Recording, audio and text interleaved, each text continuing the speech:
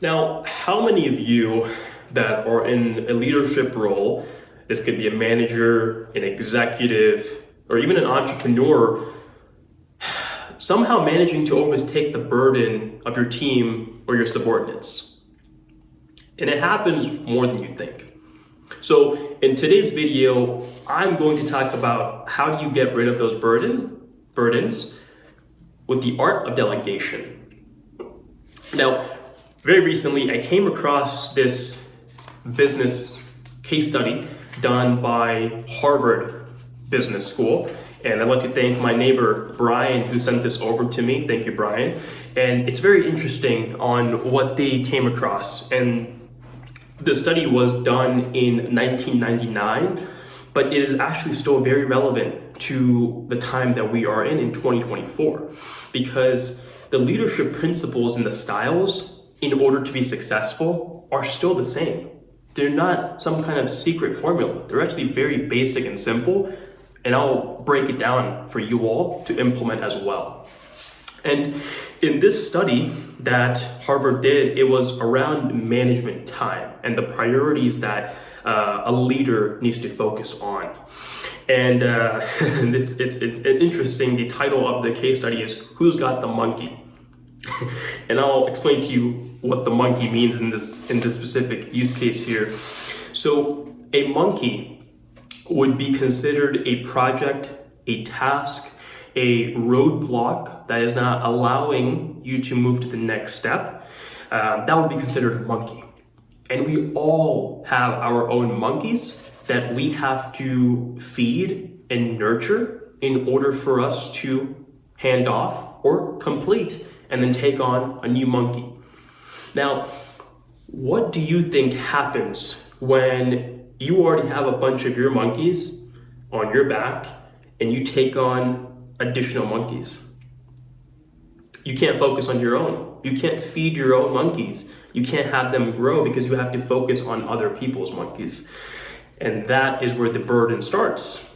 And this actually happens without us even knowing. And I'll tell you how. How many times have you come across your team member, your subordinate, who has been running into an issue on a task, and they come to you asking for your guidance, and you don't happen to have the answer just yet, but then you say, you know what, let me look at this and let me get back to you. There it is. You have now taken on their burden. You have now taken on their monkey.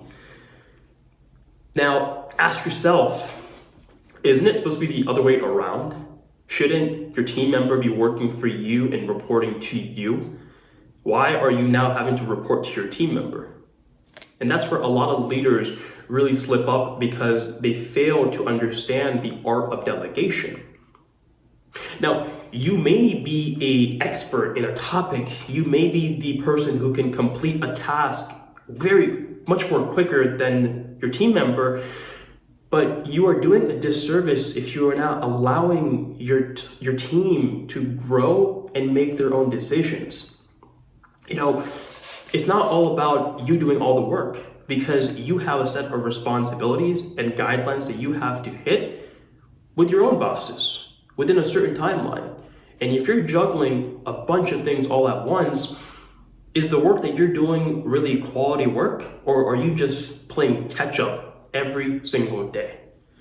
Now, when we scale it back, we take a look at all the priorities that you have as a leader. And it's statistically proven that the more decisions that you have to make during the day, the lesser the quality becomes as the day goes on. Because as a human brain, we can only make very few quality decisions before our brain starts to feel exhausted and our brain power is starting to feel used and burnt out. So you can't let that happen to you. That's why you want to implement processes of delegation. What might that be? And what you can do is, when your team members are stuck on something, make sure that they have some kind of training videos in place. They could have some documentation storage in place that they can go review, some previous portfolio work that has been done that they can reference, PowerPoint slide decks, sales materials.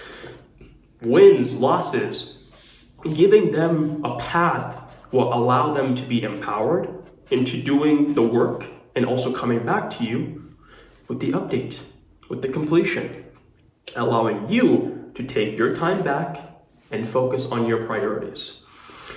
So next time, when you come across your team member who is stuck on something, instead of taking on their monkey, work with them, give them an action to do, and come back to you with a response, allowing them to feed and grow their own monkey. So I hope you all enjoyed this video, and I will make sure to drop the link of this business review under this video. So please make sure that you review it and in more detail, which I believe will help all of you becoming better leaders and higher performers. Take care, and I'll catch you on the next one.